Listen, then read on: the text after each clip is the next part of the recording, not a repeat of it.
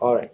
So as all of you who are joining us can see, we've got an opening market presentation first from World Bank. Then we've got a presenting partner for this event, Huawei, who's going to be talking about their solutions that they have for the floating.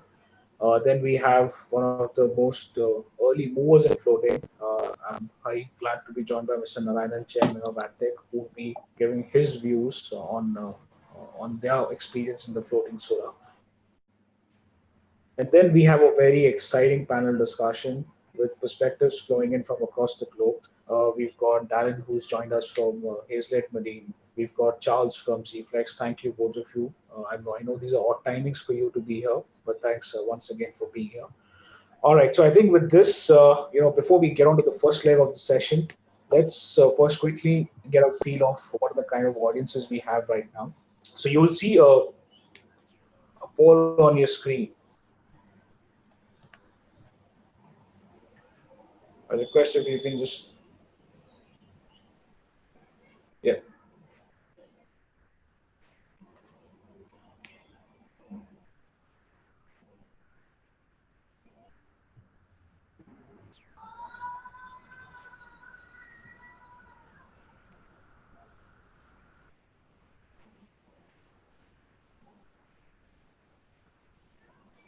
All right, another 5 seconds before I close the vote.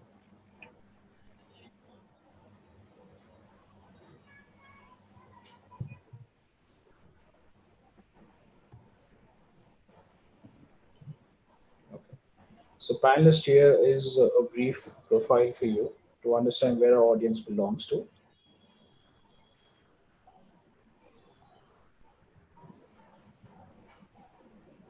Interesting.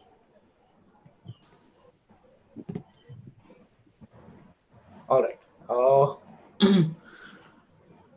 Let's quickly take a perspective on how much we think as of now floating solar capacity is going to get added in India in next 2 years.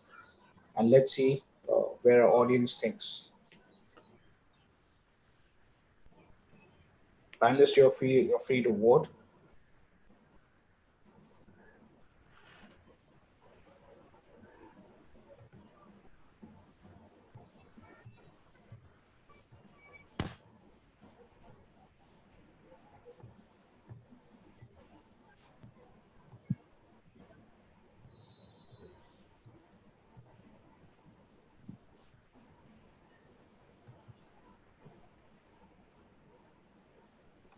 Okay.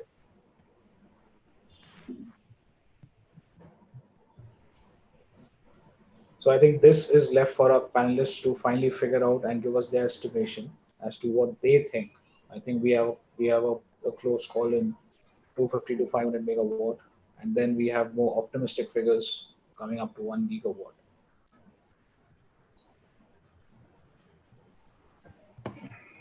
Great.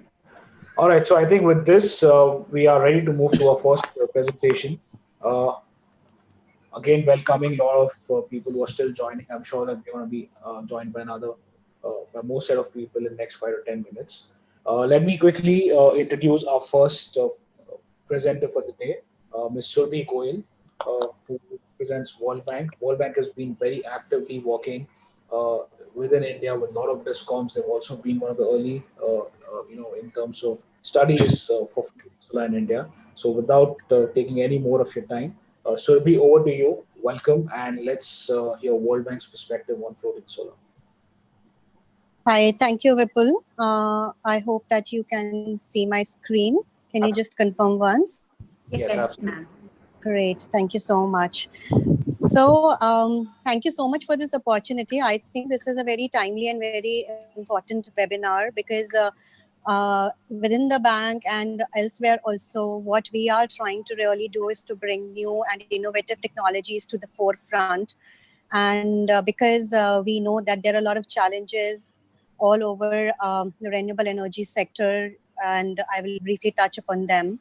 So technologies like floating solar hold a very promising situation to take forward our goals to meet the climate change requirements and to also meet the cleaner, greener sustainability energy goals that all the countries together have put forth. So I think it's very important that how we can unearth and can look forward to have the technologies like floating solar up and running at a much faster speed as compared to what they are as of now.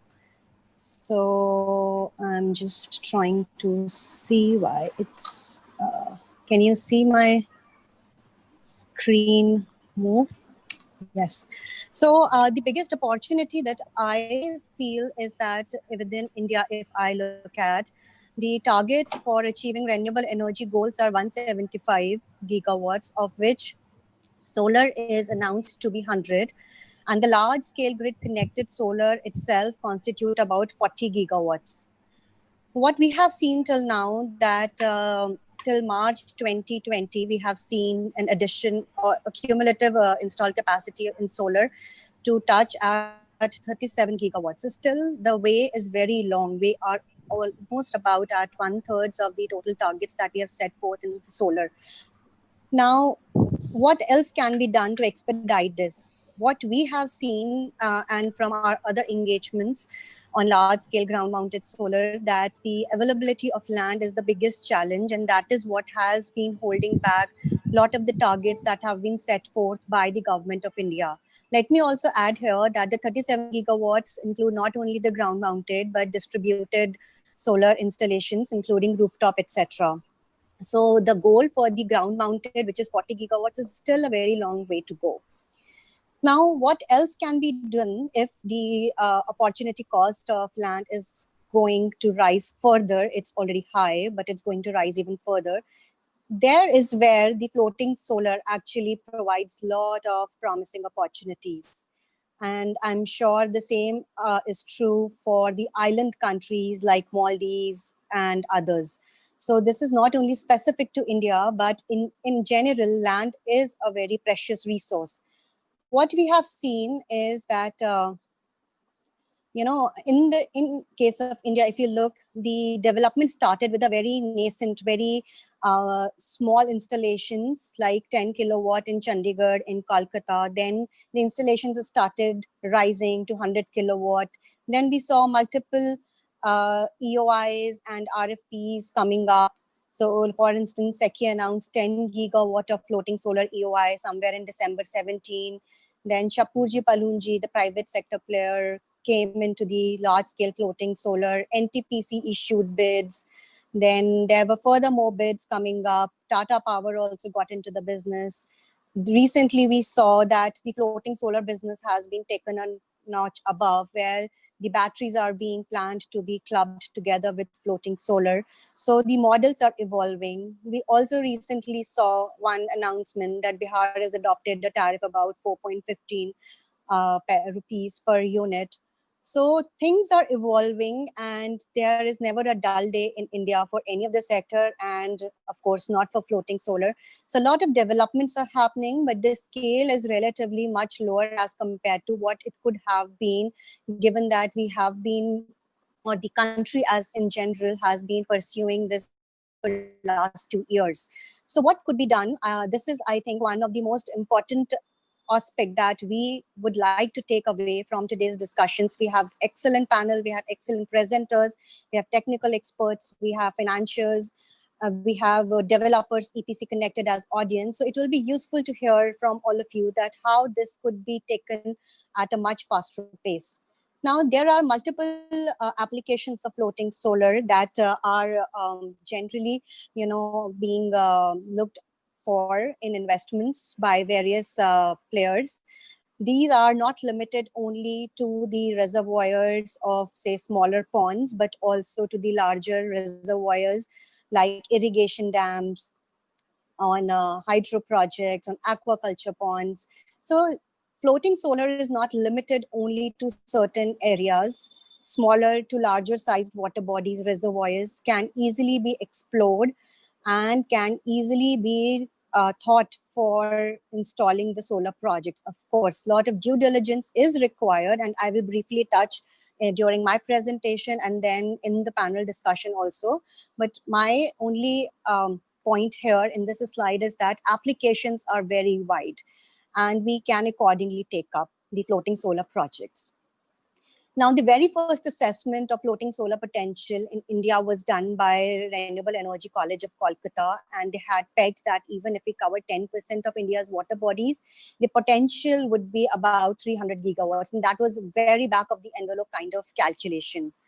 Recently, TERI has done an assessment, and the report is available online, and their potential assessments are also somewhere around those numbers. However, they do make a point that these are based on the Google data, the maps that are available remotely.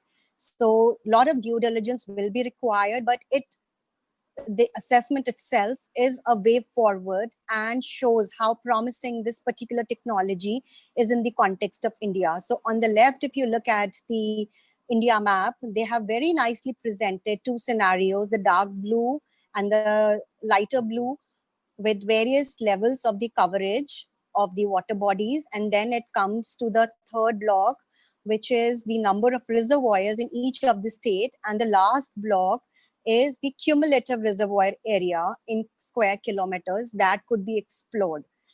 Even if it's not 280 gigawatt, even if it's 1/3 or 1/4, still it's a huge potential that could be explored. And we have experts again, and we can discuss amongst ourselves that how and where we are facing challenges and how to unlock those potential areas where these kind of opportunities can be explored further. So I know that we all are very much familiar with the basic schematic of the floating solar project. The only purpose of putting this particular schematic over here was to showcase that there are a lot of things which are floating on the water, and a lot of modalities have to be considered. For instance, if you look at the anchoring mooring lines, the pressure points are generally at the joints.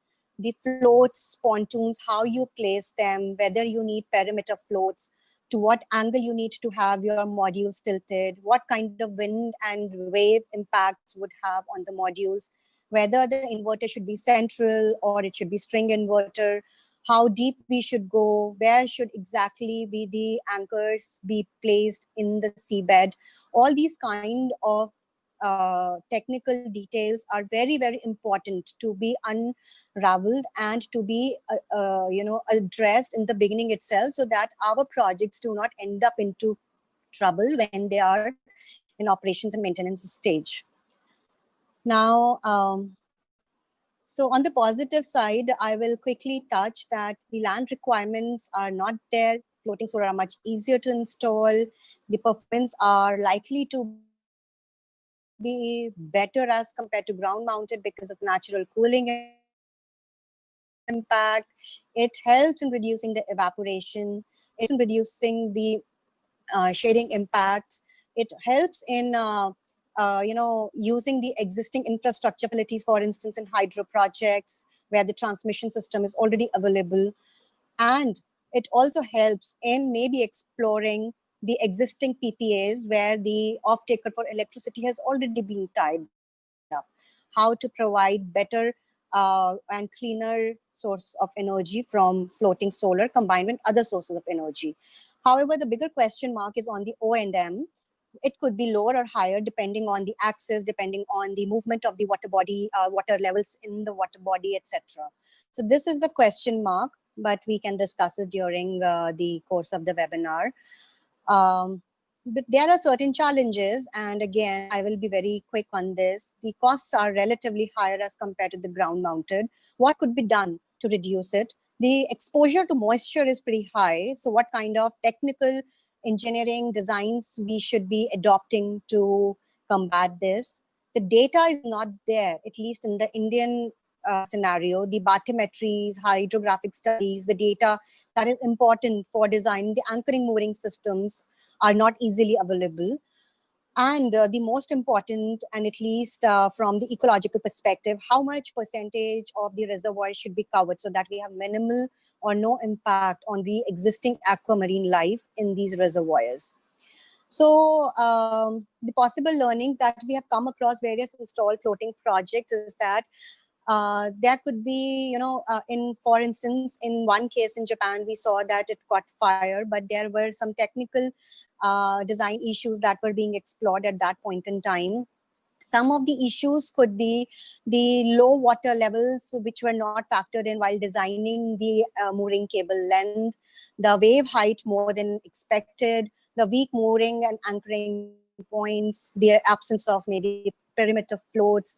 The sections of floating project itself are quite huge, so that it has a cumulative impact on the joints, and how can we maybe reduce it and have maybe smaller floating beds within a larger project. So a lot of learnings are there, and we have to be very specific and customized to each and every site that is there for floating solar project being considered. So in the bank, we have done a couple of studies, and the reports are again in the public domain. These are two reports. One is that the floating solar market report. The second is on the handbook for practitioners, which addresses some of these challenges. I would not say that it's completely exhaustive, because we have been working on it as the number of projects that were available were also limited. But of course, this can be used as an early pointers to incorporate in your technical designs. Apart from that, the couple of other things that the bank is doing in promoting floating solar is that we are working with Terry, and we are incorporating their data and further finessing it in the Global Solar Atlas, so that the floating solar potential is also accessible through Global Solar Atlas to the wider players in the market, be it EPC players or developers or OEMs, investors. We are also undertaking investments with SECI in a couple of floating solar projects, which are 100 megawatt plus. We are also doing a technical due diligence in one of the large reservoirs in Madhya Pradesh, in Omkareshwar. So what we are trying to do through all of these interventions is to make a stable and a more standardized kind of approach established, lessons learned from these particular interventions, which can be incorporated and can be then utilized to have a broader market development, to usher in commercial investments, and to give more sort of relatively risk-free environment to the investors. So this was my last slide. I will stop here and I'll hand it over to Vipul and Sangeeta to take it forward. Thank you.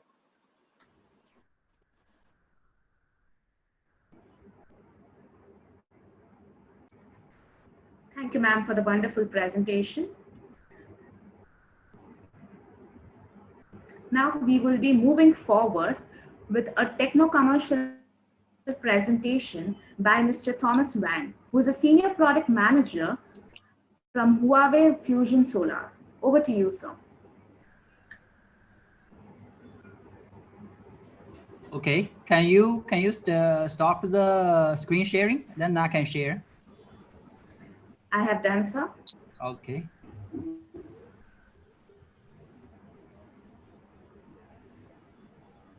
So can you see my screen? Yes, sir, we can see your screen. Okay. So hello everyone. So this is Thomas from Huawei side, and now I'm located in India, and I'm charging for the solution design and driving Huawei's Fusion Solar Smart PV solution in India. So I'm very glad to join this webinar and share some engineering points of Huawei solution about floating PV solar. So now currently Huawei has already deployed more than 118 gigawatt and globally, and with Huawei Spring solution. And we also have many projects with the floating projects is there. So we are already summarize some knowledge and points to share with you. So regarding the floating solar, so normally we find that mainly 5 points of challenges is there. The first point, like the yield loss by the severe string mismatch, because though the floating solar is open wild and there is a floated in the water.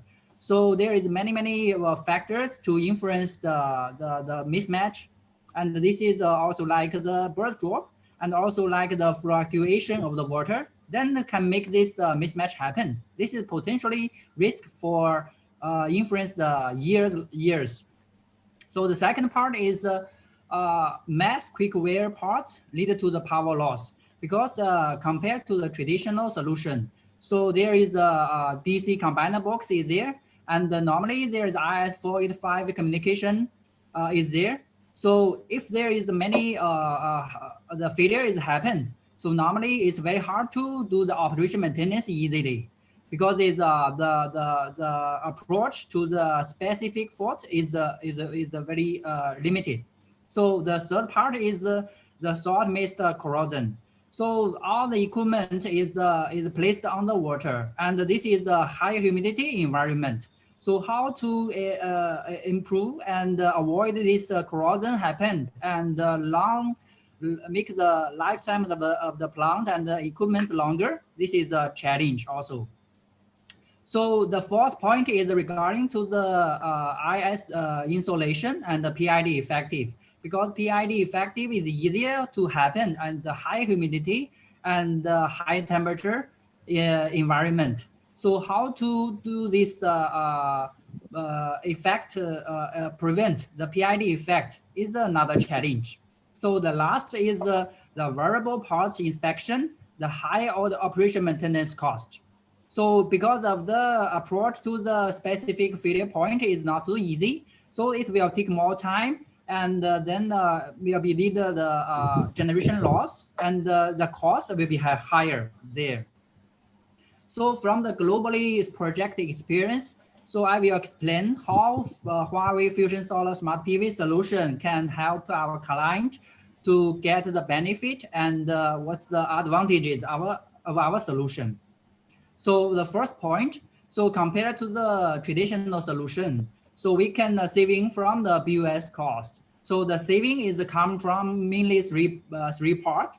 The first is there is no DC combiner box. So there is the equipment saving, and the second is the cable saving, and cable saving is about the power cable and the communication cables. So regarding the power cable, like the traditional solution, their DC current is huge. And also the cable size, like normally is around 300 square millimeter is there. So the heavy is there. Okay, so related to the labor and floating platform, cost saving is there. So because now the central inverter and get combined with the transformer, the weight is very huge. So the requirement for the floater of the transformer station also is a very big challenge is there. So it's not easy to construction, and the cost will be very high.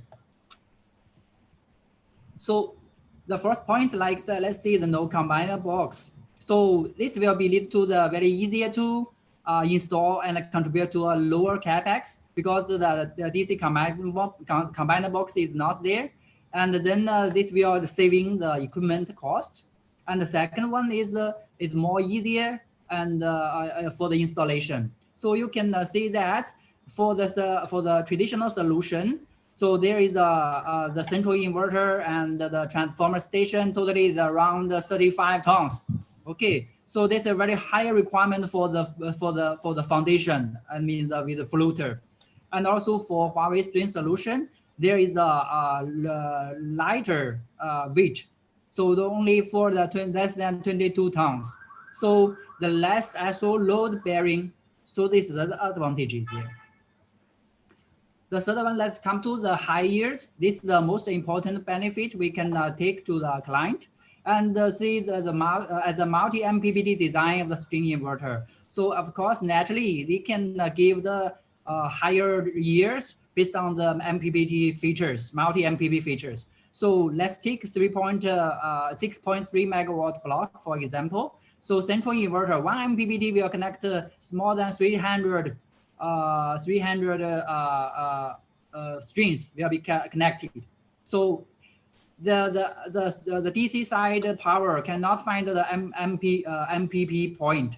So this the efficiency and also the generation will not so high. But for multi MPPT, we can decrease dramatically for the mismatch loss and give to the higher generation.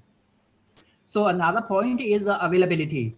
So compared to the traditional solution, you can see if there is anything happened, like the central inverter, so the whole block, at least the 6.25 megawatt block will be gone. So, and because for the special scenario of floating solar, so it's not easy to recover. So for string solution is very easy for that. And string solutions, our string inverter, the failure rate is very low, less than 0.5%. Okay, and our recovery time is also lower.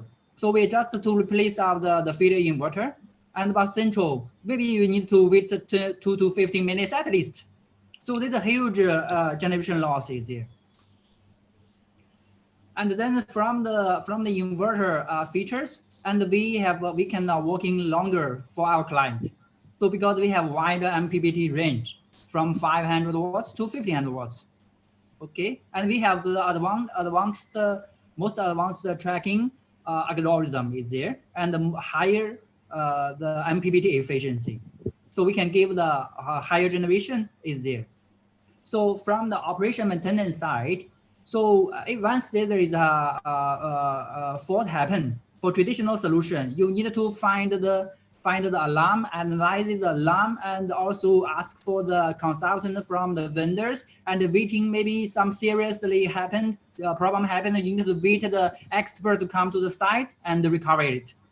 But from string solution, then we have IP66 protection level, and the zero touch maintenance is there, and the entirely replacement. Entirely replacement, that means once there is one inverter fault happen, you just take half to 1 hour only, you can replace it. And this is also get higher generation and save the operation maintenance cost.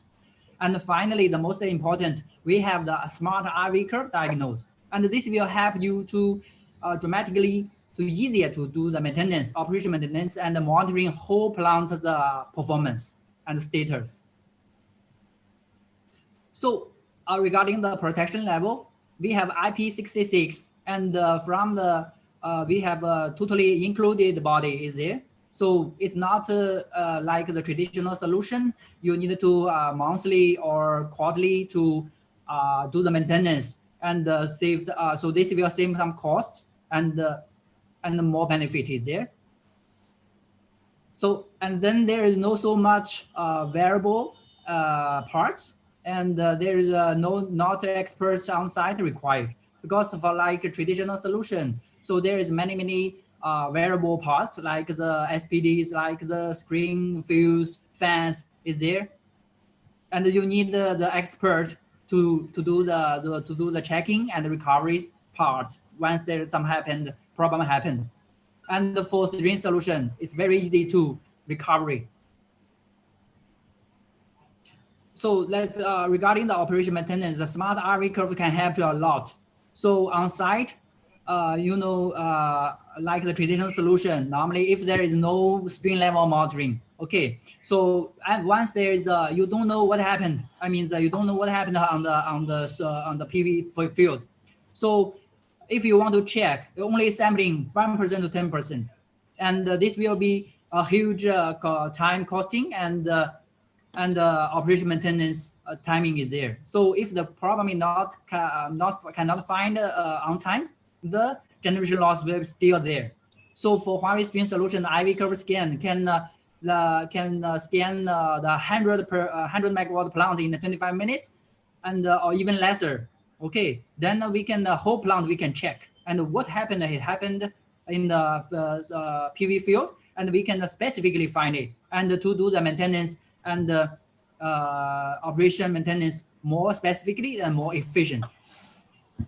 So safety and reliability is only the main concerns from Huawei side, because the application scenario in the floating is more different with the ground mounted.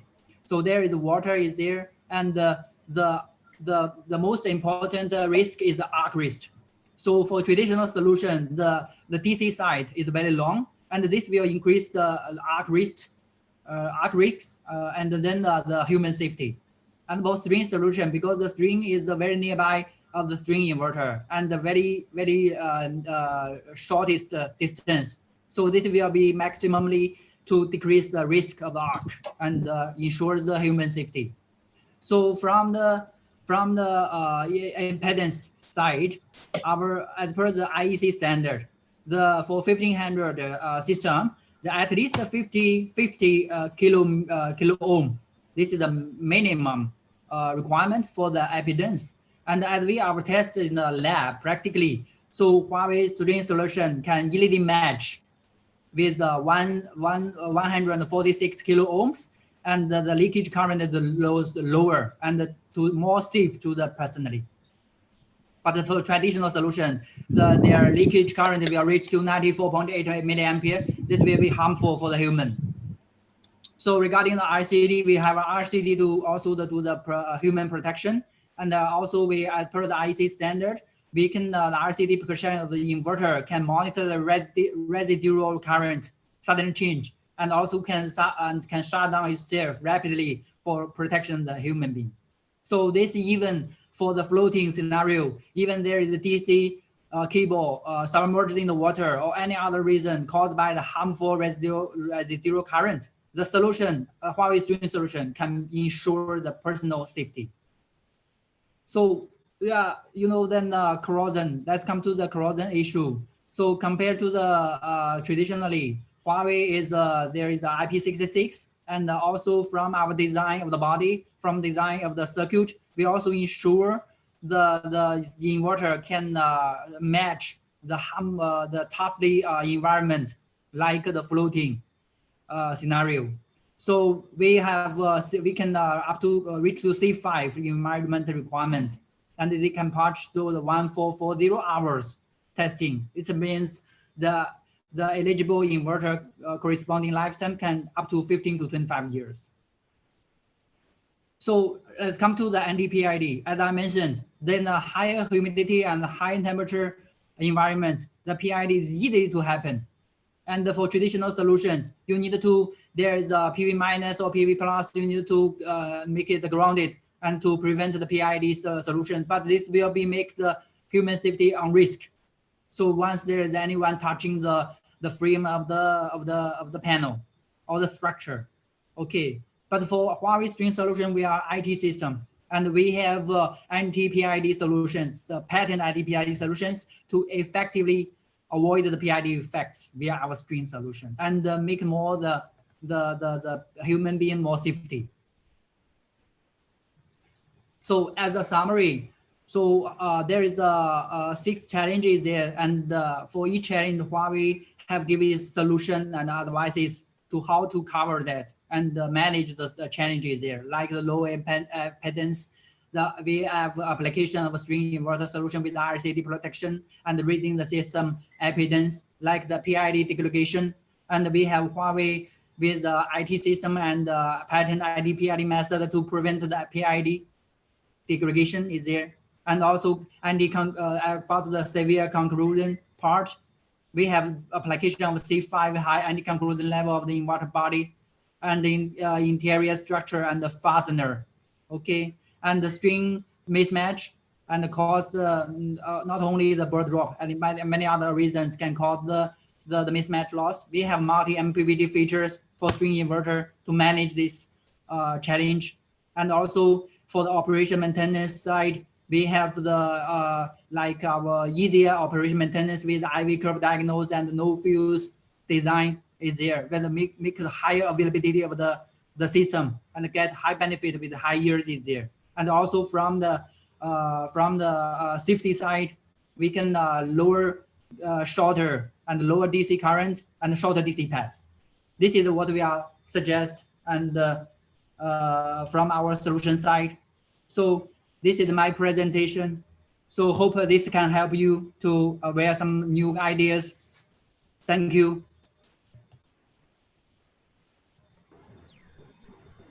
Thank you, Mr. Thomas.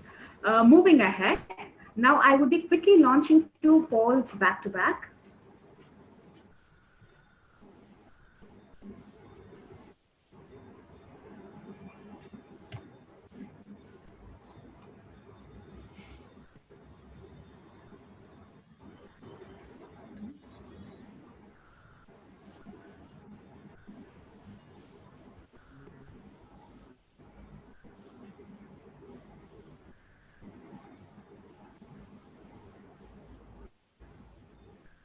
Okay, I'm closing the poll now.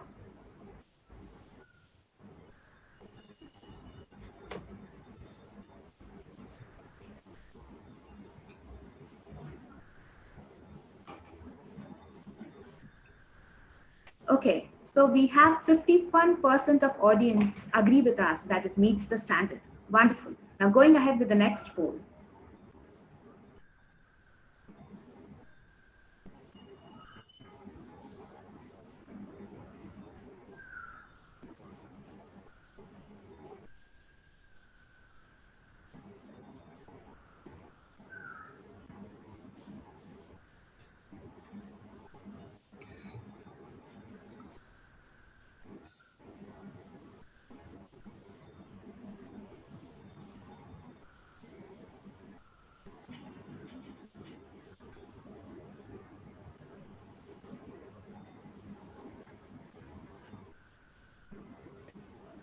Well, I'm closing the poll now.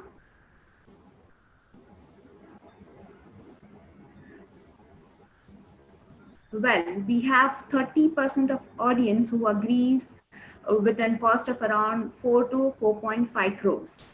Well, thank you very much.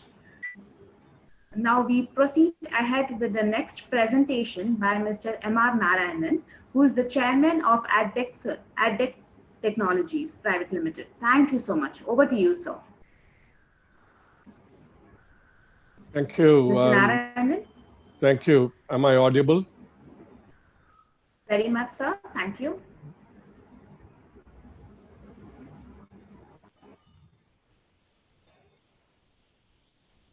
Yeah, welcome everybody, and I'm glad to be part of this presentation regarding floating solar. And in fact, today in one of the leading business dailies, we saw a report that two of the large public sector undertakings have joined together and then planning for megawatt scale 2000 megawatt floating solar. So that's a good news for all of us. However, what I feel is that detailed study has to be made when planning for floating solar projects. The most important is the details regarding the site. And only if a lot of efforts are made to study the various conditions in the site, the projects will be successful. We've had experience nearly 4 years back in executing projects in very harsh environments. In fact, now you will see many of the projects coming up in the dams as per the study by Terry as well as by the World Bank. And the dams are a challenge in the sense that one of the first is the water level variations. Though there are advantages in putting these projects in the dams, the water level variations is a challenge. And unless this is addressed well, you could face some serious problems. For your information, our project in one of the dams in Kerala, last year, there was a serious landslide. And the landslide caused a very high 4-meter tsunami wave, which hit our half megawatt project. But because the structures were strong and because our anchoring systems were good, we did not face major problems. And within 1 week, the plant was put back into operations.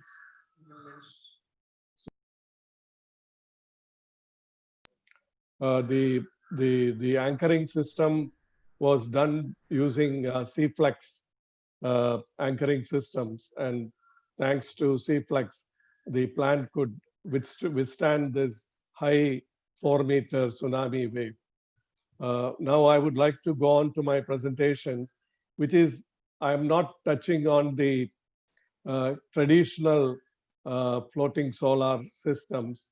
I would like to give today importance on the laminated ferrocement concept, which is part of the floating solar and which we used in our Banasura Sagar Dam project.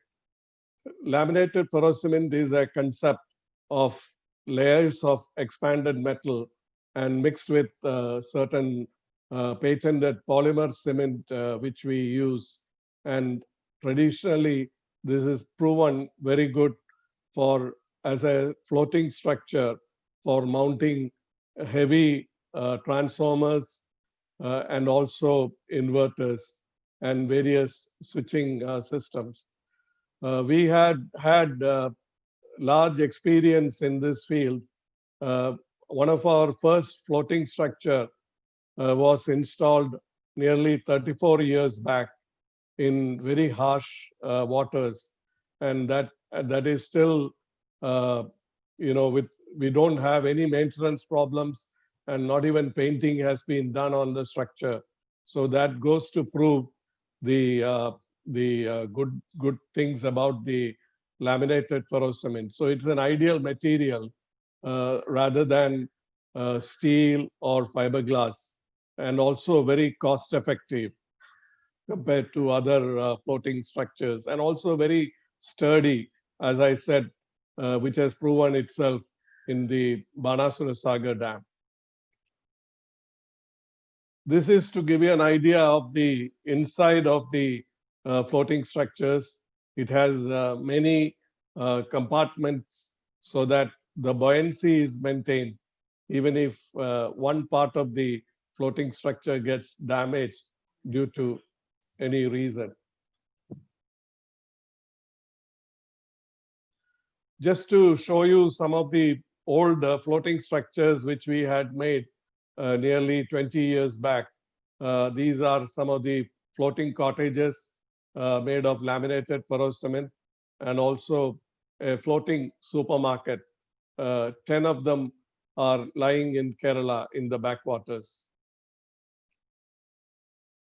So they are ideal for mounting your switch gears, inverters, LT panels, and also it will save you cost instead of running cables at high cost, the connecting the panels. And also the laminated ferrocement structures have a good self weight, and that is what makes them highly stable. And it will give you typically a structure will give you a freeboard of around 0.5 meters above the water, which is the standards normally in floating structures. And there is no maintenance required. As I said, our structures are lying in water for the last 36 years without any maintenance. And so you can fit all your structures and forget about the platforms. As I said, our 0.5 megawatt was commissioned in 2017, which was entirely made of laminated ferrocement, and the transformers and other structures. There is a specific large platforms in which these were mounted, and as I said, the water level variations in that site is from about 20-meter variations, and also a very high wind speed. And the structures and the anchoring systems is good to withstand these kind of harsh environment. And for the 500 megawatt plant, we had 18 platforms, and also the transformers also was with installed in the floating platform. And as I said before, it has withstood 2 consecutive floods and landslide in the particular area. This is to show you the picture of the 0.5 megawatt plant in the laminated ferrocement structures. This is the whole plant. These are individual floats.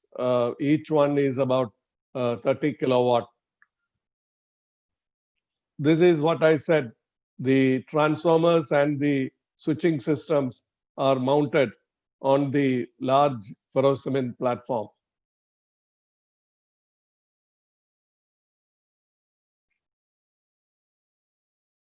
This particular floating restaurant was built nearly 20 years back, and the water is very saline, and it is able to withstand the salinity in the water.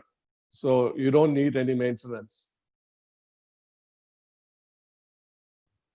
So India has woken up to floating solar as an alternative to ground mounted. Our laminated ferrocement platforms provide a convenient and safe alternative to install heavy electrical equipments and will give very good performance. Currently, we are building 100 laminated ferrocement platforms across India for two major projects in India. And I'll be free to answer any of your questions. And also, one thought that occurred to me is that depending on the conditions of the water bodies, there are different kinds of water bodies. There could be dams, there could be storage water tanks, there could be sewage treatment dams and things like that. But in large projects, I think it would be better to have hybrid systems where on the outer side, you have the laminated ferrocement platforms, which will serve as a wave breaker. We have seen in one of the 5 megawatt plant which we had installed that the customers initially may not be aware of the challenging wave conditions in the particular area.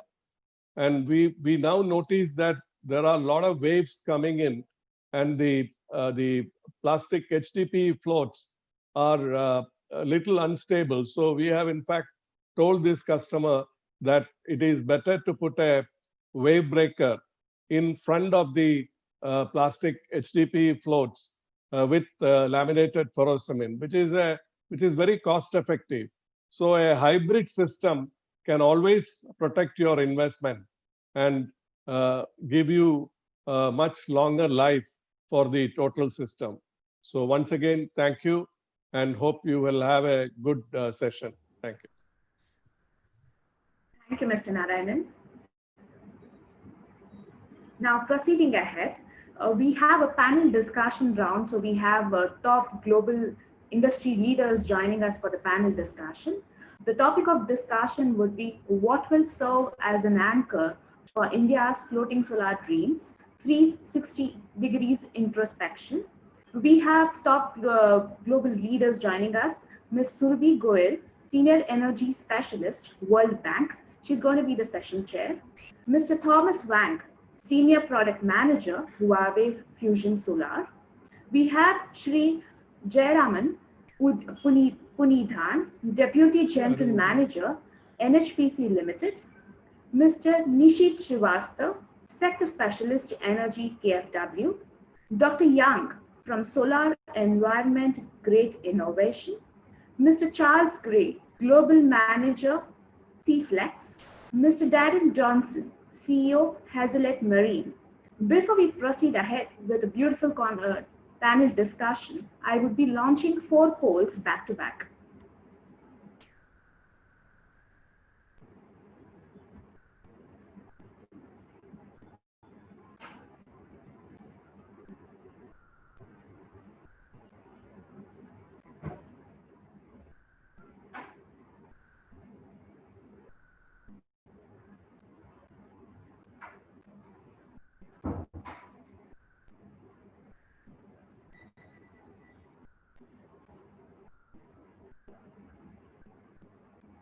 Okay, I'm closing the poll now.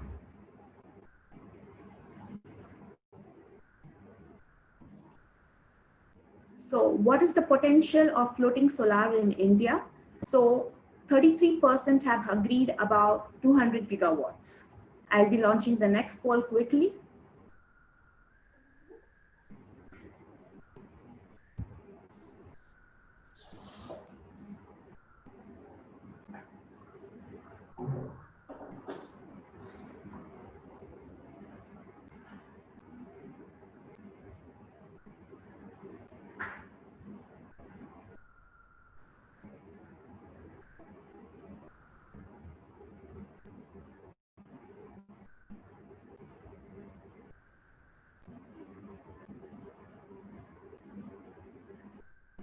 I'll be closing the poll now.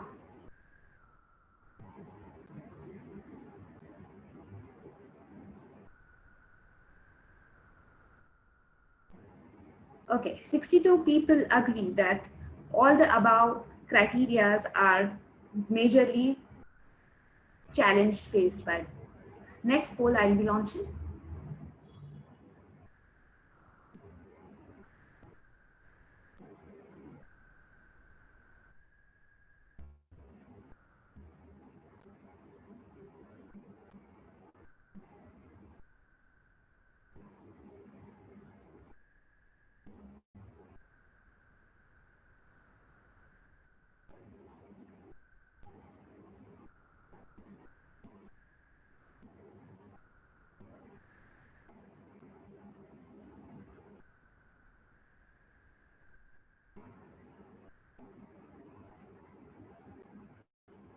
I'll be closing the poll now. Oh, so 74 people agree with us that they foresee storage coupled with floating solar a trend in India in next 2 years.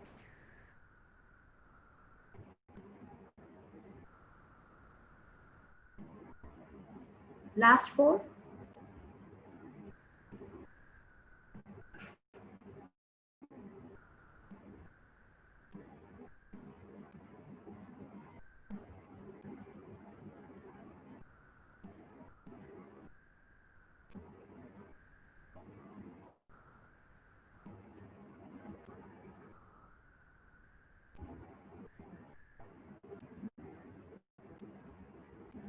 I'm closing the poll now.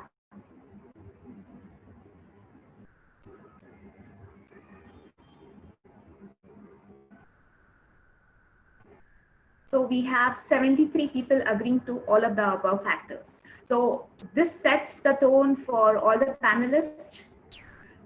Moving on to Ms. Surabhi for the panel discussion.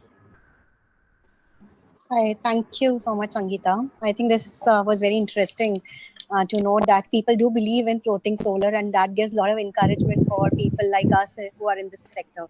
So thank you so much. You're a great audience, and for supporting the floating solar. It really gives a lot of encouragement to all the panelists. Now, I know that some of the panelists have a little time constraint, so maybe I had certain flow, but I will, bring the questions which are more specific to those panelists first. So maybe if I can begin with Mr. Gray from CFlex. There have been certain questions coming up in the chat window. People are very much interested in understanding about the anchoring and mooring systems that are being provided by CFlex. And in addition to it, maybe if I can put a couple of more questions for you to articulate your answer and we even all the responses together, Mr. Gray, that what are the factors do you think are important which go in for designing the anchoring system? What role does the depth, the wave, the wind speed, etc. do play? What kind of variations in the water level do you foresee would be there, which will be manageable for floating solar projects? So with that, maybe I'll take a pause here and would like to really listen to you, Mr. Gray. Over to you, Mr. Gray. Okay. Yes, thank you so much for the questions. They're very, very important questions in floating solar.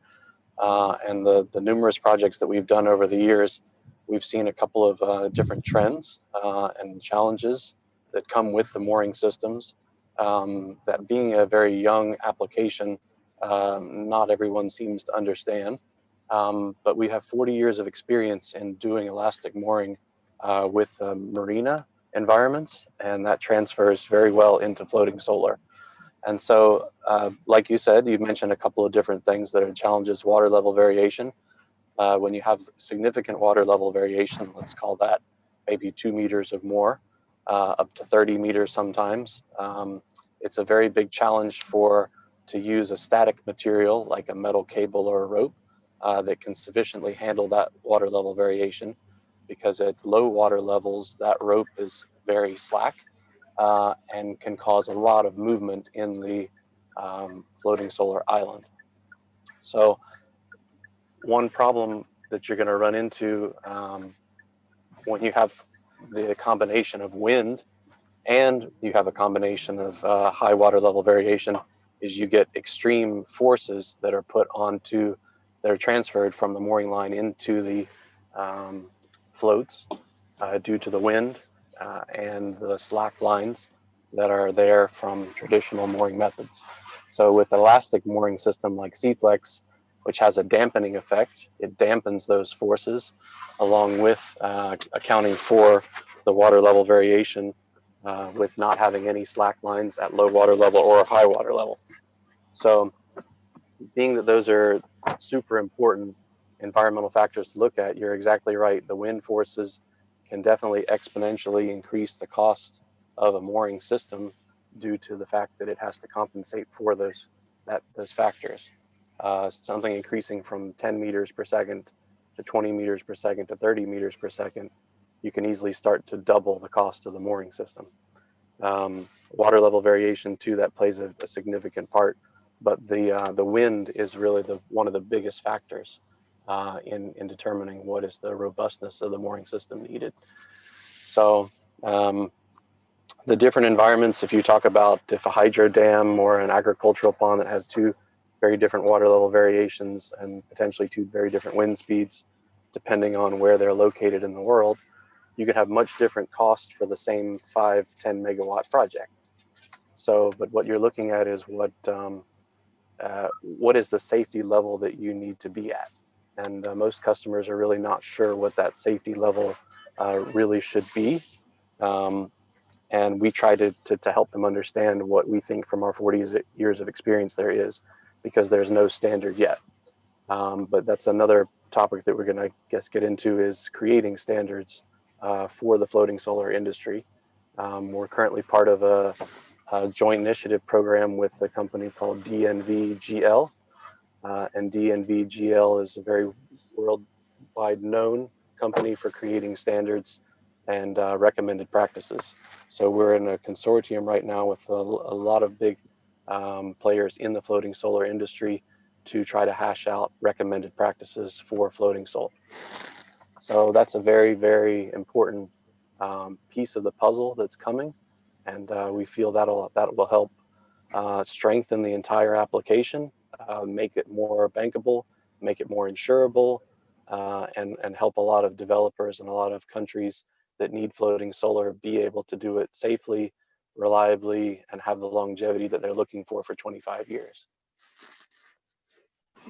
Yeah, that's very helpful. So I really, was intrigued by this elastic mooring system. You have briefly touched upon it, but I'm sure some of our audience would like to also understand, maybe in a sentence or so, that how is it. You have explained that it is different from static model and it could be much more adjustable to the water level variations. But how would that be in terms of the cost comparisons? You mentioned that if the water level variation is pretty high, then with the static mooring systems, the costs could be double or triple also. But how does it compare with the elastic mooring systems that you have been developing and deploying? And we already heard a very successful case, as Mr. Narayanan told, that the C-Flex mooring systems really helped them in overcoming the problems that they face in their Kerala project. So over to you again, Mr. Gray. Yes.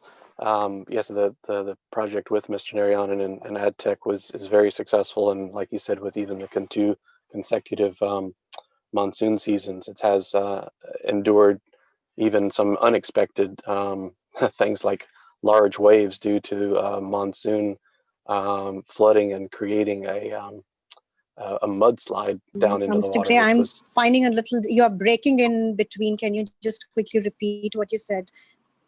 Yeah, sorry. Is it better now? Can you hear me okay? Much better, thank you. Okay.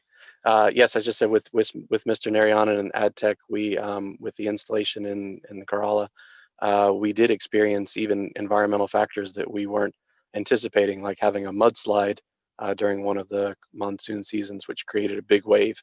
But because of an elastic system, you have that kind of safety level that can handle those types of forces and create a safety environment for the solar platform.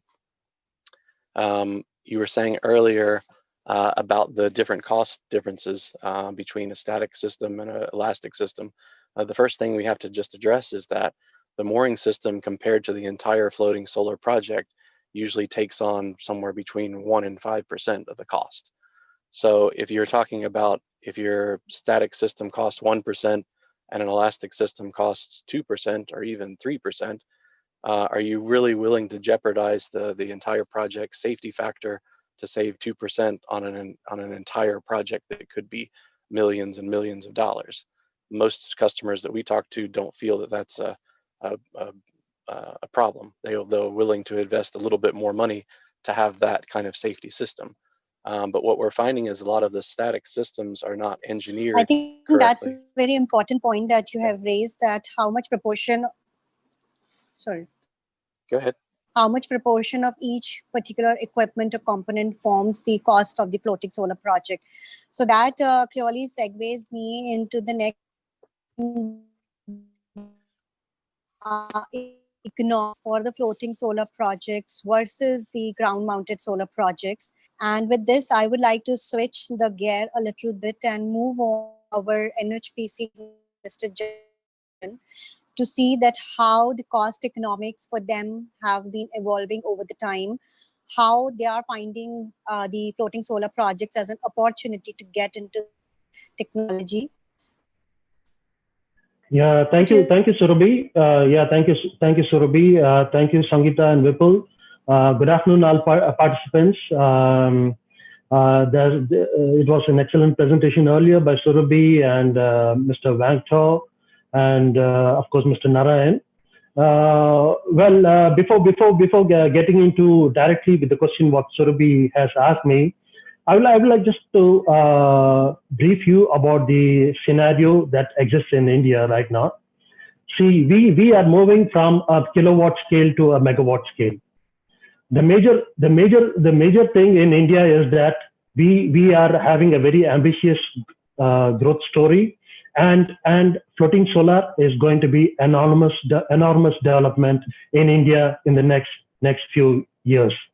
Now, having said that, I would like to touch upon a few things. Like the first thing is that since I'm coming from a hydropower background also, the practically available, the theoretically available potential for floating solar in India, and the practically exploitable potential. So this is where we need to make a difference, because when you say hydropower dams, most of the hydropower dams are run-of-the-river projects, which is not a conducive environment for floating solar because the challenges are more. Having said that, there are a lot of reservoir projects, storage kind of reservoir projects, which have the environment and the capabilities to install megawatt scale floating solar projects. So basically, when we are talking about the growth story, I think the next few years, the major public sectors in India are going in a very big way.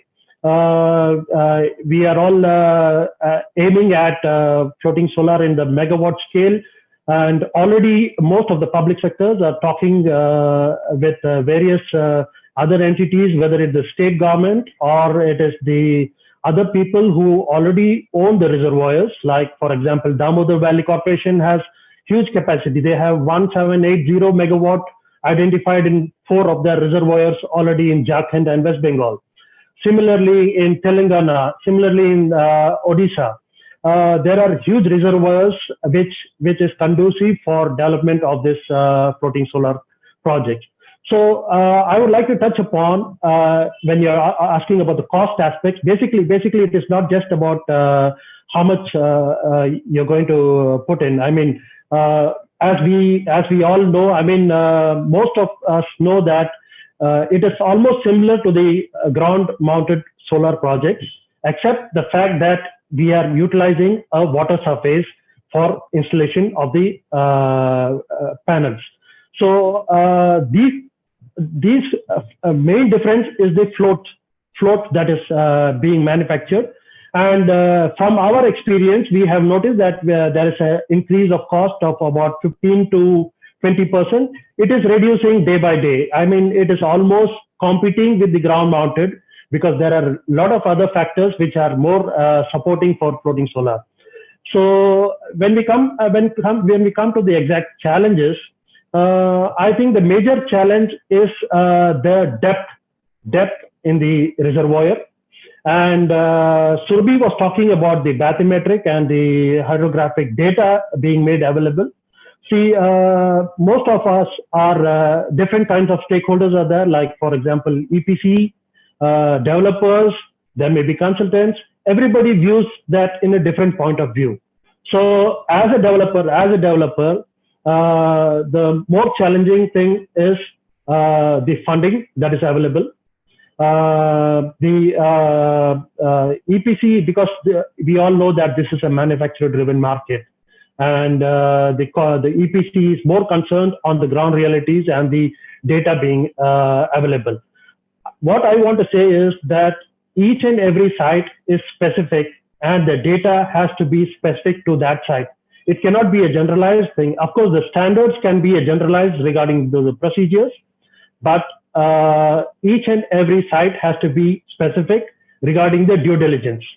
So we have been talking about floating solar for the past 3 or 4 years now, and it is high time that we move on to megawatt scale. And for the cost, yeah, it is like even in the poll we have just witnessed, it is around 4 crores, 4 to 4.2 crores per megawatt in the Indian context. Yeah, Surabhi.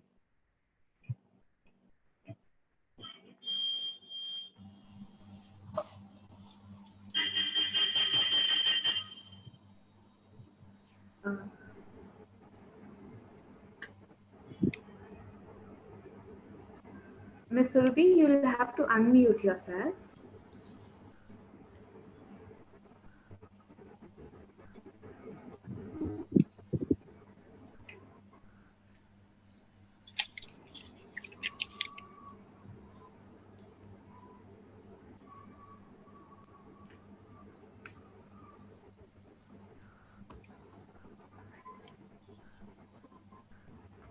Okay, she'll connect back with us in next 5 minutes. We move on to the next panelist.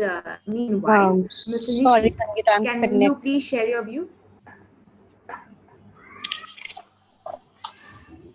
All right. I think we may have lost Surabhi.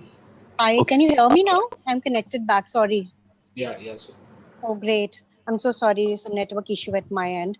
So I heard actually most of the points that were raised by Mr. Chairman. So they were very important, and I think it's very important to factor in that how the funding, etc., would be gathered by the various developers, and that actually takes us to the KFW views. And rightly that, Nishit, you are on the camera now. So please share that how you think that multilaterals and bilaterals are going to promote the floating solar. What is the risk perception that the such institutes have? Is there a possibility to have a concessional line of financing to such kind of sector?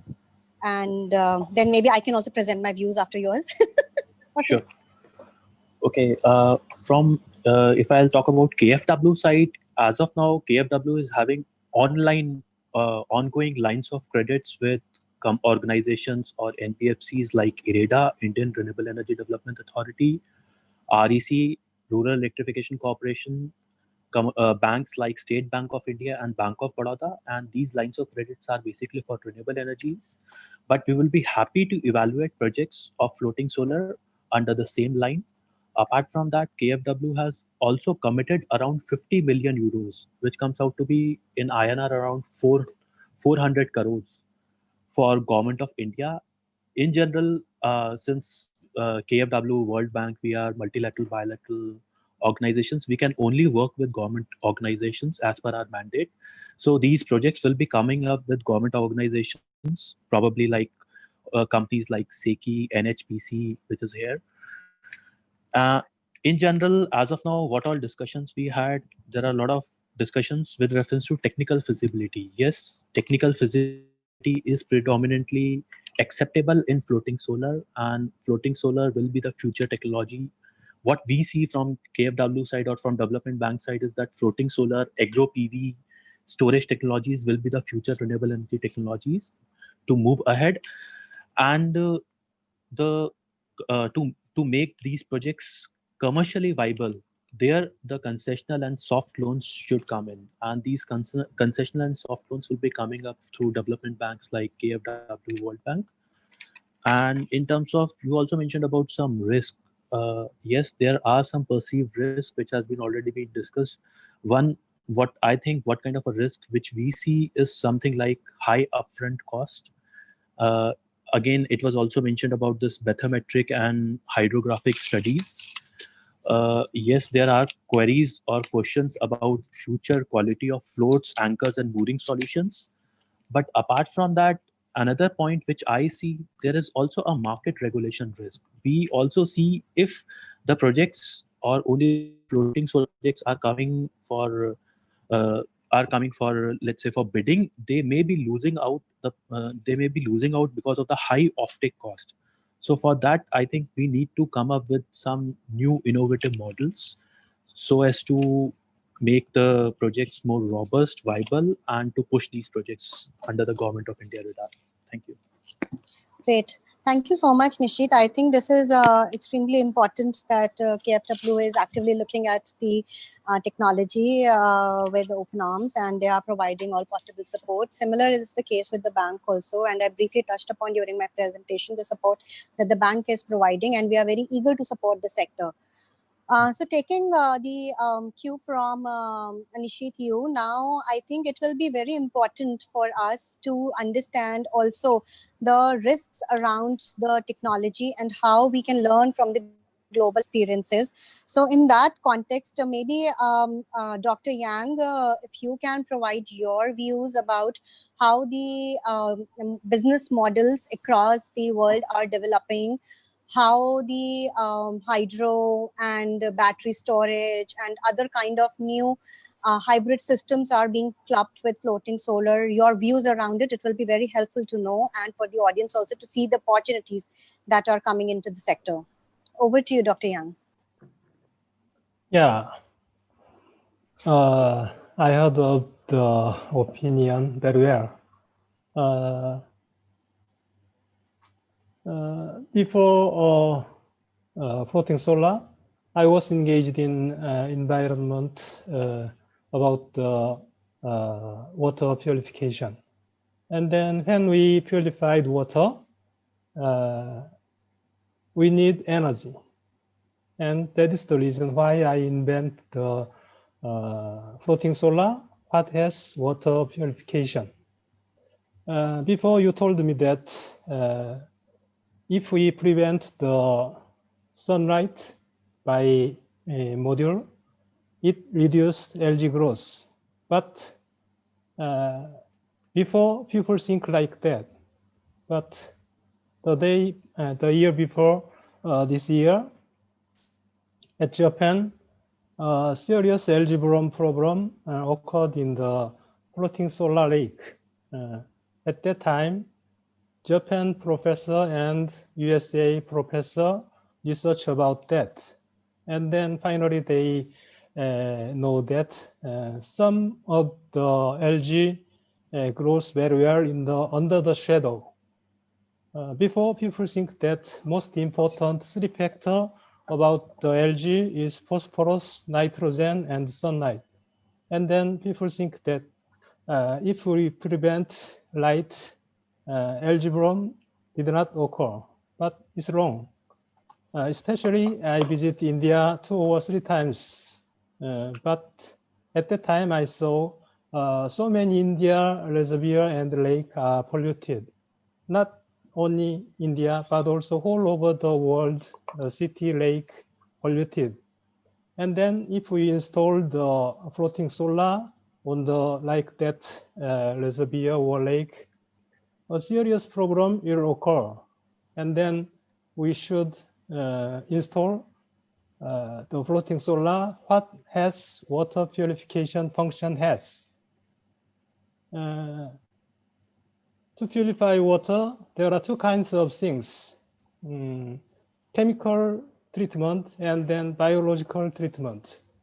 Biological treatment is eco-friendly, and then they can become a food to the fish, and then eco-friendly circumstance we can make. That is the important, I think. And then you are mentioned about that mooring system. People think and talk only what they know, but nowadays use 2 kinds of mooring system, tension type and spring tension type. That height is only 2 meters. But nowadays in Korea invented tension ball type. Ball is submerged and then it rising when water level go down, and then it can use very useful like that Laos and monsoon area we can use very well. And then we mentioned about mooring system.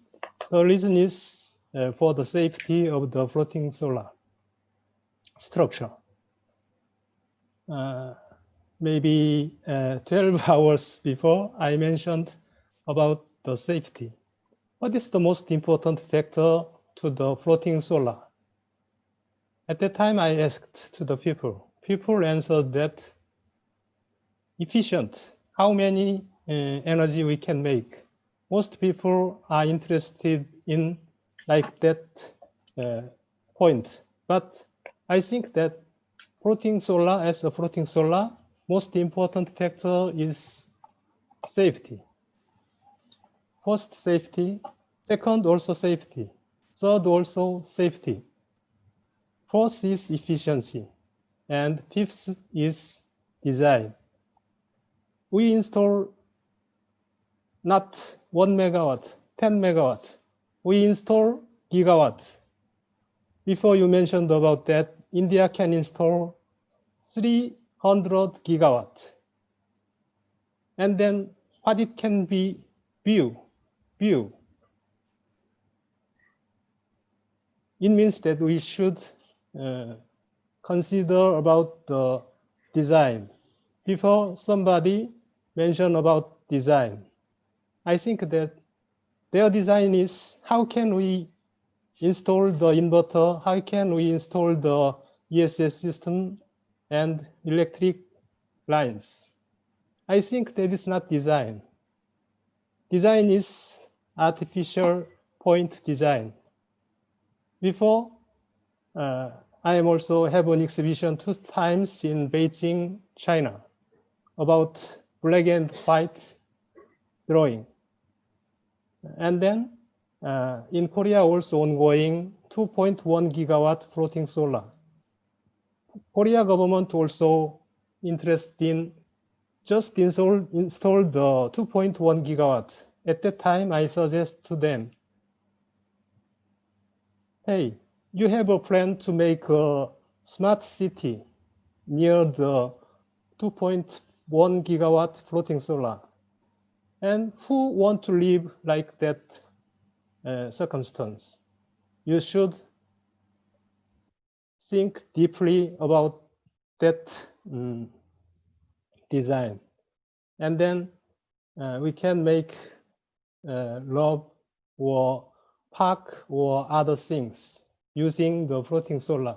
What has a park function? People only think about that floating method. How can we can float the panel and ESS system? And then they make the floaters plate. Somebody before mentioned about the dry season sliding. Because of the climate change problem, all over the world, dams and lake can be dry out. Nobody knows. 25 more years should existence. At that time, dry out, if plate, the floaters slide to the water channel and then crush each other and broke. That is will be serious problem. I have an experience with that things in Korea, and then I invent what has piling. If it has like this piling, it stick in the deeply in the mud. And then most important things I will emphasize and then finished. Doctor, I'm so sorry, but I think you raised a very important point about the floaters and how we are managing the various technical constraints on it. So I completely agree with also your point on the drying up of the rivers and the dirty ponds that we generally see in the city areas and all, and they I think are very important. And when we are doing the site selection, these all definitely play an important role. So I think these are very, very important points. So on this, so this also takes us to more, technical aspects of the entire, schematic of the things, design and engineering challenges. And maybe I'll request Mr. Johnston to provide his views about how this is being factored in the various design technologies that Hazlitt is providing. And then there are a couple of more questions that are on insurance and specifically to AdTech's LFC technology. So, and I'm also very cognizant about the time. So we have about 5 to 6 minutes left. So I will be a little, short on my questions, as well as I request you to be very, quick and crisp on your response. I'm so sorry for cutting you short on these ones. So over to you, Mr. Johnston. Oh, no worries. Can you hear me okay? Okay. Loud and clear. Perfect. Yeah. Perfect. So I believe the first question you asked was from the engineering perspective, how that affects the floating solar projects. Is that just your question? Yes. Absolutely. So, yeah, so it's interesting because a lot of the design concepts that people have used. So we obviously at Hazel, we're a mooring company. So we basically design mooring solutions, and we also have, like C-Flex, a elastic product that we use to design in these solutions.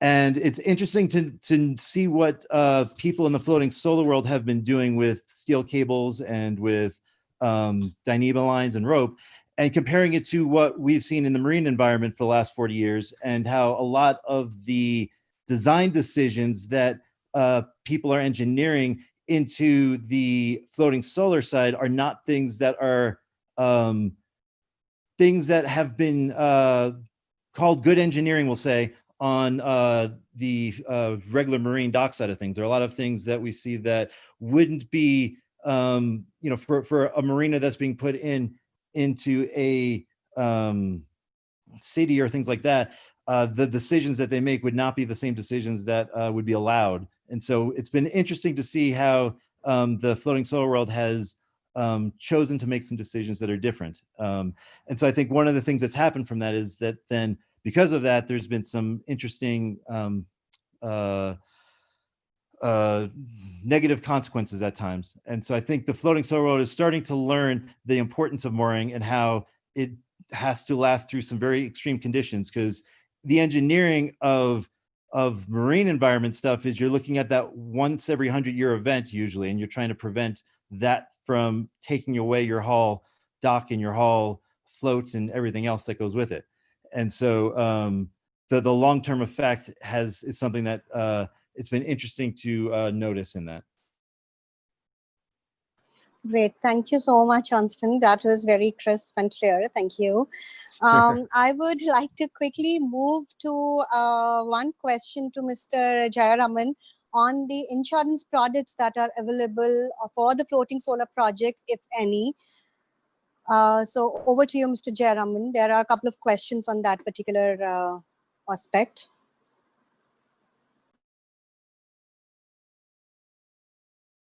You're on mute, Mr. Jayaraman. We can't hear you. Okay, I'm audible now? Yes. Yeah, okay, Surabhi.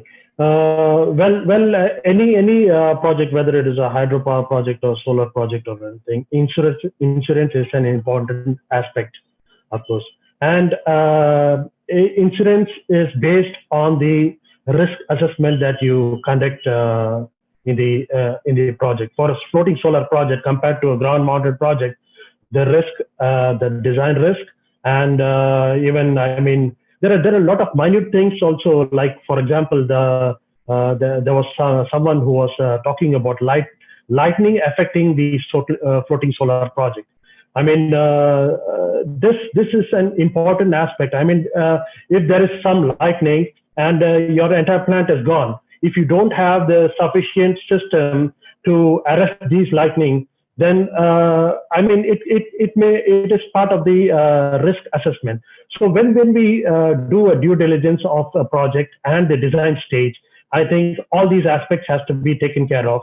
And once you do the risk assessment part, then we need to bring in the insurance people, and you need to set up an appropriate insurance for that project, depending on the risk assessment and the risk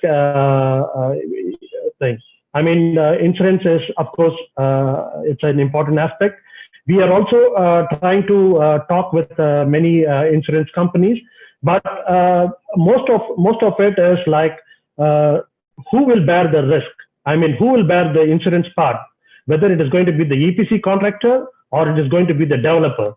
I mean, in our way of working, I mean, the developer, of course, being the principal, we are responsible for the entire project. But when the contractor comes in, he brings in the contractor's all risk policy. So we generally put it across to the EPC contractor to factor in the risk portion. Great. Thank you so much, Mr. Jayaraman. Charles and Darren, there are a couple of questions in the chat window for you specifically on anchoring and mooring. So if you can preferably respond to them there, it will be really helpful. Let me quickly move to Mr. Thomas from Hawaii to understand. He has given a very, very impressive presentation about the risks, etc. That technical designing and inverters and etc. Generally lead to. But I would still like to, ask a little bit of more, pokey question about that. Once the projects are installed, then the O&M challenges that come in there, what could exactly, how could these be handled when the access to the site is little difficult? So over to you, Mr. Thomas. Yeah. Yes, Subi. Hello? Yes, please, we can hear you. Yeah. So I think you are talking about how to do the operation maintenance side of the floating system, right? Hello? Yes, Mr. Thomas. Okay. So from my side, regarding the operation maintenance, let me give some point about that. So the operation maintenance is only depend on the design and also the precondition consideration during the engineering side. Okay, this is a road coming. This for what kind of solution and what kind of design and engineering will lead to the operation maintenance part. Okay, this is a beginning thing. So during the beginning thing, let me discuss one part. So in order to make the operation maintenance more easier, more reliable, and also safety, as per Dr. Yang mentioned, the safety is also very important. So how to make it sure and make a lower and easier operation maintenance. So we can consider some points during the engineering part. The first is about how to decrease the human operation maintenance activities. Okay, so that means we'll come to new technologies like we call the artificial intelligence. Okay, so we can also know better what happened and during the PV field and what happened for the specific string, and then we can more specifically do the operation maintenance. Okay, and also when we mentioned this new technology, and also we can see that during the engineering and how we design the how to say the trench. That means how to go to the specific the problem point easily, and also to the easily do the daily or monthly or quarterly operation maintenance thing. So more and more new technology like artificial intelligence will coming, and then will help the people to do the operation maintenance more easier. And like we can also mention the rule. The rule to apply the rule to monitoring all these PV fields. And also we also as per Dr. Yang mentioned, I very agree very much. It's make smart how to do the smart PV plant. Okay, this is the more smaller concept, like the not more than the smart city, right? So this is my concept about from the operation maintenance side. Operation maintenance is the result of engineering and design. It's not Absolutely. only operation maintenance part. This is my. No, I agree. I agree. And I think this is a wonderful idea. And I would like to go back to what Mr. Gray had mentioned from CFlex also, that these minimal costs that can help you in the longer run should be definitely considered, not as cost, but as an investment into the project. So artificial intelligence and how you can deploy such kind of technologies, which are forthcoming, are very, very important as we look at a 25-year time window for the project. Right. So Right. I think this is very important point, and I hope that some of the questions are being addressed. Let me quickly now move on to Mr. Narayanan, and specific questions have come to you, Mr. Narayanan, on the LFC technology that you mentioned. Specifically, the questions are around that what are the load bearing capacities, the costs differences, and how do you ensure that the sunlight penetrates through water if you are deploying such kind of LFC floaters in the water? So over to you, Mr. Narayanan. Yeah, thank you. Thank you, Ms. Goyal. Before I answer that question, I think one of the factors that we came across, or what we are breaking our head in India, for all of you to know, is regarding the insurance of the floats. You know, in China, for example, the floats, the insurance companies have a accepted system of insuring the floats. But during the last 2 years, we've been talking to many, many insurance companies. But unfortunately, no insurance company has yet come out with a model for insuring the floats. And that is very important. And probably you in the World Bank and other financiers can talk to the insuring companies and make sure, even though the plastic floats, STP floats that we make, has a life, we do several testing and then accelerated life tests and things like that. We have been, we know that the life is there, but there should be a system of insuring the floats. That is number one.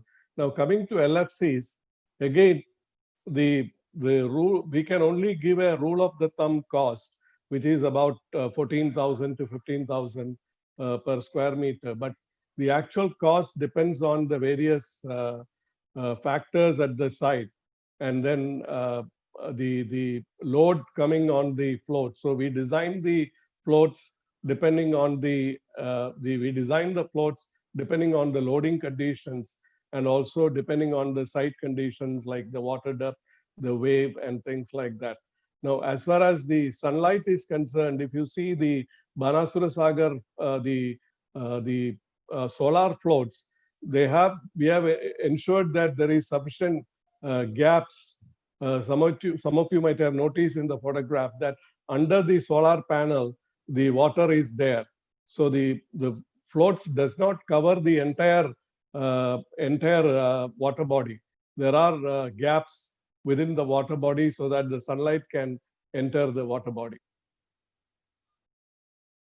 That's great. I think I have taken more time than required for this panel discussion. I'm so sorry to the organizers.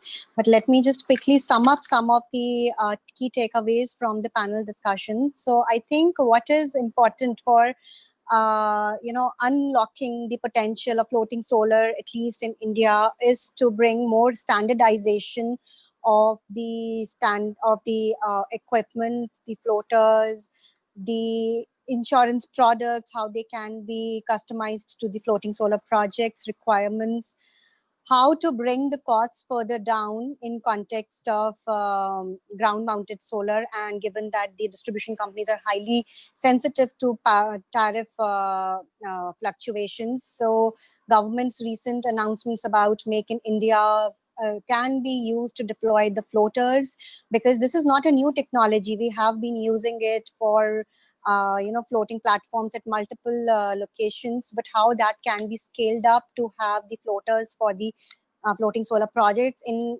essentially what we are doing, if we are importing the floaters, then it's essentially the air that we are importing because these are bulky materials. So how we can do that, how we can bring more Make in India concept here can help further bring down the cost.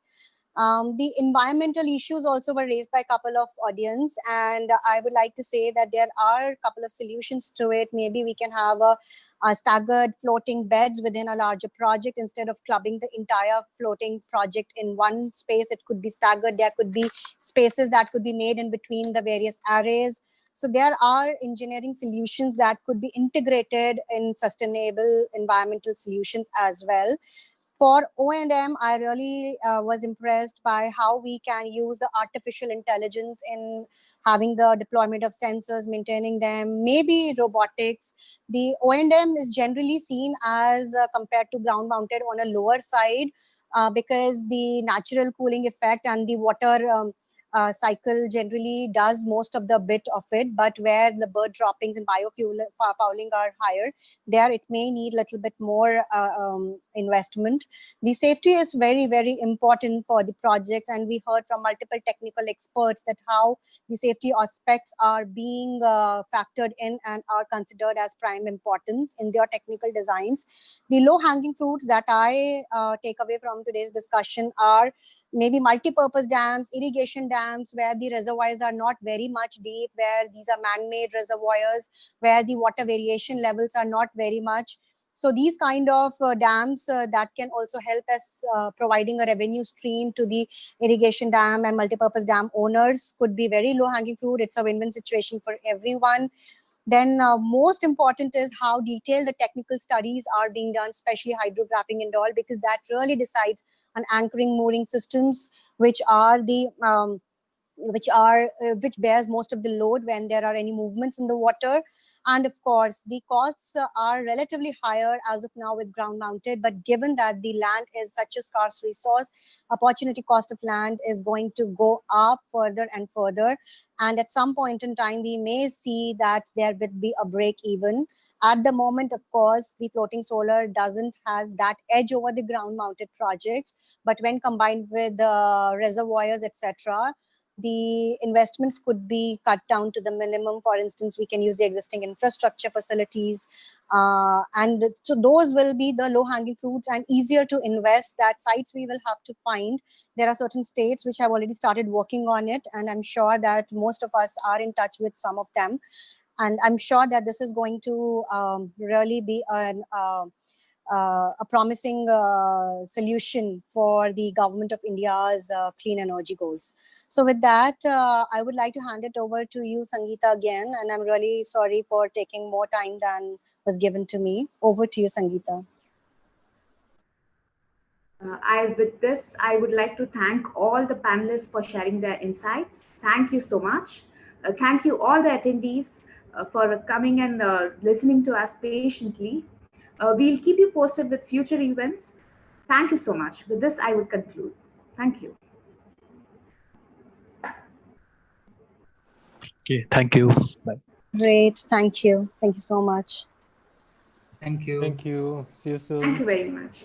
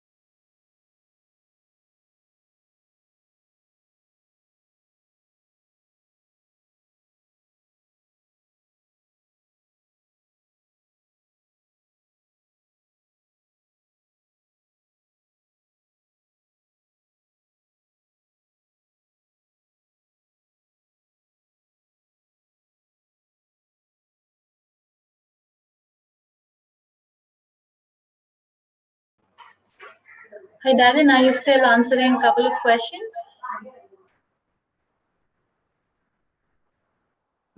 Yeah, I was. Sorry.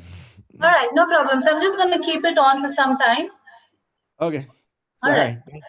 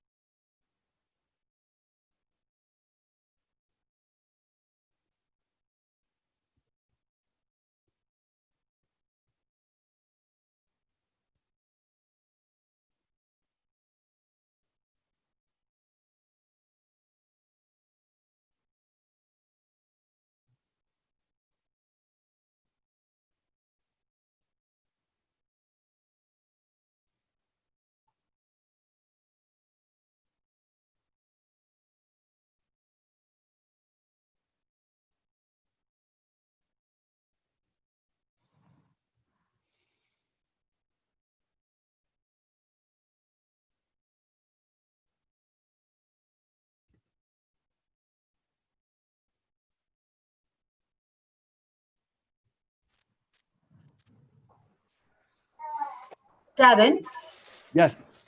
if you were keen to answer some of the questions that are mentioned in the Q&A, I'll ask Sangeeta to share all those question answers, and she can probably connect, your answers to the concerned person. That's yeah. I mean, I can. It's like 2:30. I should probably just go to bed.